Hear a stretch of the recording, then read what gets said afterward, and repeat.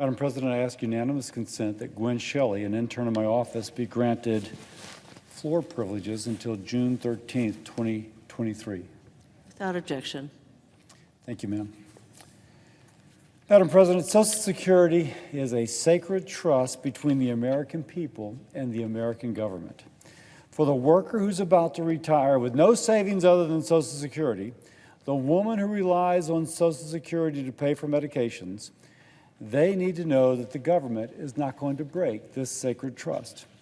That's why I've been leading a bipartisan group of over a dozen senators to develop a solution. And we have what we call the big idea. But before describing the big idea, I have to tell you, right now, it does not matter what big ideas or any idea are being discussed. President Biden made it clear in his State of the Union speech that he was going to run for re-election, attacking Republicans on the issue of Social Security. Now, by the way, he's not introduced legislation on Social Security himself. He spoke about one in his previous campaign, but it was not serious. And the money that he said he would use for his unserious plan, he has already spent on other priorities, or at least proposed to spend. President Biden was not even willing to acknowledge the problem that Social Security faces. But in a bipartisan sense, let's be fair, he's not alone. Former President Trump refuses to acknowledge the issue. He never introduced or sought to work with Congress when he was president, and now he criticizes anyone who suggests that Social Security might be going insolvent, but unfortunately for us all, Social Security is going insolvent. It is not me who says this, it is the actuaries, those who are told to come before the American people and tell what is the current state of Social Security. They tell us in 9 years it's going insolvent. At that point, beneficiaries will see a 24% cut in the amount they're receiving. There's no grandfathering in. You may be already receiving, but when that deadline hits 2033, 2032, boom, 24% cut for those who are currently receiving. Poverty among the elderly doubles. And even though it's against the law to borrow money to pay the difference between what is coming in and what is going out, let's imagine that we did. If we do decide to break the law and borrow that money, it would end up causing a $562 trillion debt to pay these benefits over the next 75 years. That would give us a debt-to-GDP ratio similar to that of Greece and Venezuela. And that is independent of the money that would be required for Medicare benefits and other such benefits. So, what does our big idea do? Our big idea avoids this problem by setting up an investment fund separate from Social Security, no Social Security money whatsoever, an investment fund in which we place money and allow it to grow over 75 years, and in so doing, we address 75% of the issue. We don't raise the retirement age to 70, as people suggest. We don't touch the way Social Security benefits are distributed. We make sure that no one has a disruption in their benefits that they are promised to receive. And in our plan, we have work incentives, and we work to address issues of like WEP and GPO and poverty among the elderly. It's an idea that could work and pass Congress. But there's been zero presidential leadership, and we've had no engagement from this president, and there was no engagement from the previous president. So, a few weeks ago, we decided to take our issue to the people, and we call it Bill on the Hill.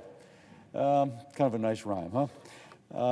I took a walk around the Capitol grounds and spoke to Americans from across the country who were visiting the nation's capital. There was a couple from Louisiana, a family from Pennsylvania, a veteran who was also a pastor from Massachusetts, and several others who gave their unvarnished opinions on what they want Washington to do about Social Security. The bottom line, Americans want to see Social Security saved. We deserve a real solution, not grandstanding. One blue-collar worker I spoke to from rural Pennsylvania told me, jobs, I'm going to try and imitate his voice, jobs that I have had haven't necessarily had retirement plans. He said it's very discouraging to hear a 24% cut was coming if we do nothing. There's a doctor from Opelousas. Now, this doctor has as much gray hair as I do, but if you can imagine, he was once one of my former students. The doctor from Opelousas, Louisiana, for those who don't know about that, he put it in stark terms when I told him that doing nothing means that poverty among his patients would double. Among the elderly in general, but he's got a patient population a little bit older. He said the people he knows would have to start choosing between medicines and food. Now, these are people who rely on Social Security, who put faith in that sacred trust, that they would not have to choose between medicine and food. And yet, that's the choice they're going to be forced to if we do nothing.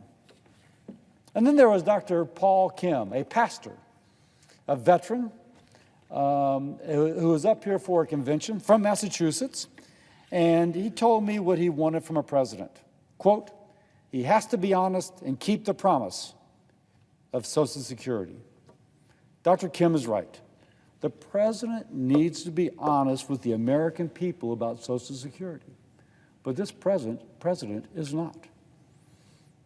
He refuses to even acknowledge that the problem exists. The fact is, as I've already mentioned, Social Security, according to the actuaries, the people we entrust to tell us the state of it, is going insolvent in 9 years. But President Biden is steadfast in his position that there's nothing wrong, there's no need for a serious plan. Oh, yes, he introduced a plan when he was on the campaign trail, has done nothing since, and the money that he would use to pay for this unserious plan, he's already proposed to spend on other things. By the way, $4.5 trillion he has proposed in new taxes and not a dime going to Social Security.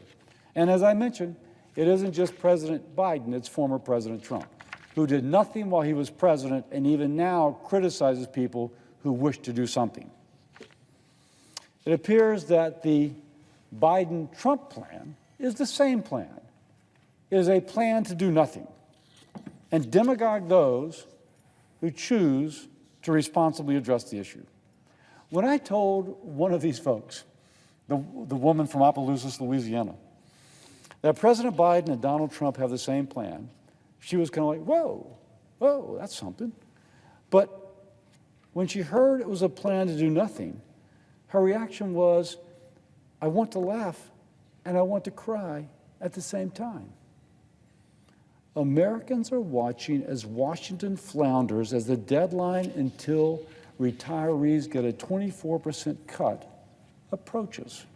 By the way, we've seen polling on this.